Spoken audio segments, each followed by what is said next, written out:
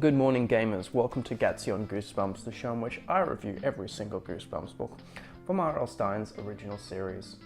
Today we are looking at Goosebumps number 44, Say Cheese and Die Again, a sequel to Goosebumps number 4, Say Cheese and Die. I really love what Tim Jacobs is doing with the cover art on this one, depicting a snapshot of a family of skeletons sitting around for a wholesome dinner. It's similar in nature to the cover of the first Say Cheese and Die, which also features a snapshot of skeletons, but you'll see in the sequel he's given them eyes and facial features, whereas they're just pure skeletons in this one. I don't know, but I believe that's because by this stage in his association with the Goosebumps books, he was drawing the Goosebumps mascot Curly, who has like facial features, so I think he just reflected that.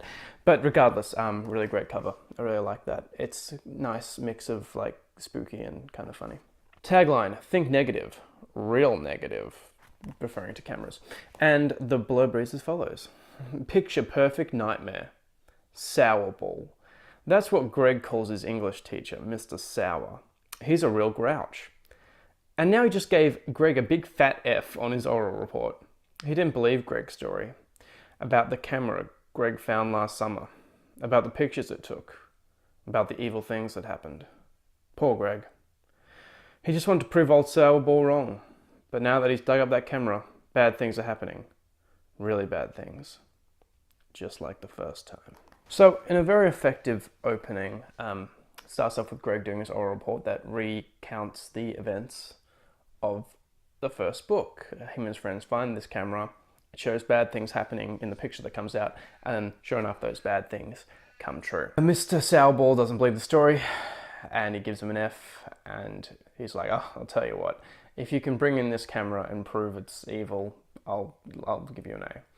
And this very clearly sets up Greg's motivations for the rest of the book. You know, he really doesn't like this camera, but he's got to do it because there's actually like a lot of stuff at stake. So he finds that at the old house he left it at in the previous book, the house has been demolished.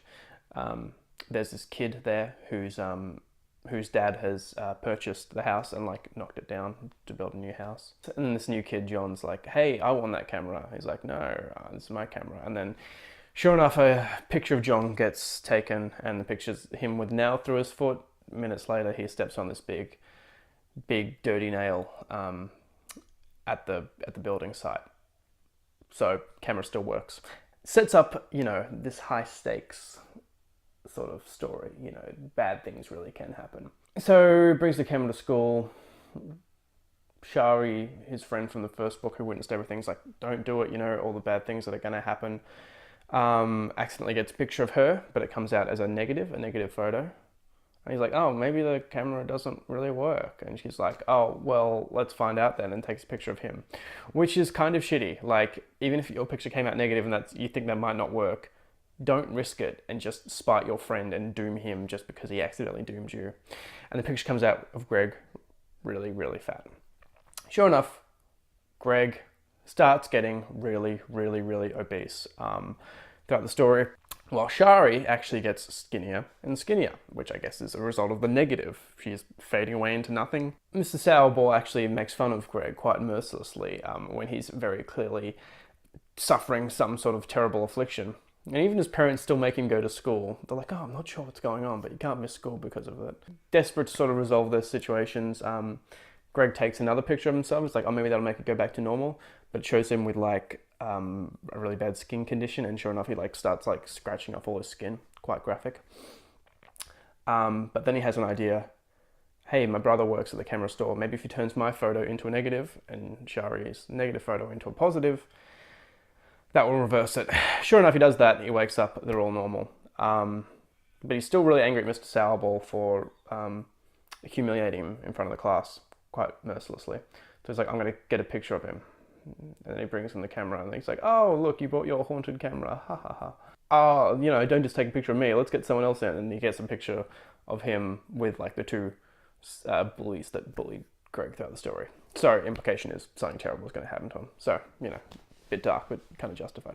Really good sequel, in my opinion. It's sort of reminiscent of The Haunted Mask 2 to me, in that it takes the central premise of the first book, be it a haunted mask or a haunted camera, and shifts it around, you know, does something slightly different, but with the same cast of characters. Works very well. And it draws on elements from the first book as well. I also really like that Greg has a clear motivation to get this camera back. In some of the Monster Blood sequels, you know, they just dig up the monster blood, this thing that like caused all this damage and destruction and like nearly ruined their lives and killed them, like to get back at somebody. But that's not really what this is about, you know, Greg needs to get this A. The tone sort of changes a bit. You know, this stuff about like his parents dismissing their son becoming morbidly obese and like everyone at school making fun of him for like gaining, you know, doubling in body size over like one day. Clearly there's something wrong there. No one's going to be like, ha ha ha, look at fatty over there. They're going to be like, what happened to you, man? Your parents are going to be like, oh my God, no, don't go to school. Obviously, let's get you to a hospital immediately. Something is happening to your son, like work it out. It's sort of funny in that sense. It would have worked better if the whole book was like that sort of lighthearted tone. But then in the first section, you've got a kid getting a nail through his foot. So you can't have this like contrast of tones. Also, the body horror is quite real and quite profound. It's kind of scary having this one character that's like ballooning up and getting morbidly obese, and this other character's like so tiny. It's like, it's gross. And then, you know, when he gets another picture taken, it describes him like scratching off his skin and like big chunks of skin falling off himself. It's quite graphic. All in all, a very, very competent sequel and a highly recommended book. Speaking of highly recommended, please check out Hot Cup of Jazz if you're a music lover and you want to hear the latest in jazz news and jazz reviews. Even if you're not, there's an episode of me on there with run by a good friend of the show, Jundies, and there's an episode of me there discussing jazz from a non-jazz fan perspective, so something for everybody. Link in the description. It'll be great. Good stuff. Please join me next time, in which I discuss Goosebumps number 45. Ghost Camp. But in the meantime, thank you for watching, and please stay spooky.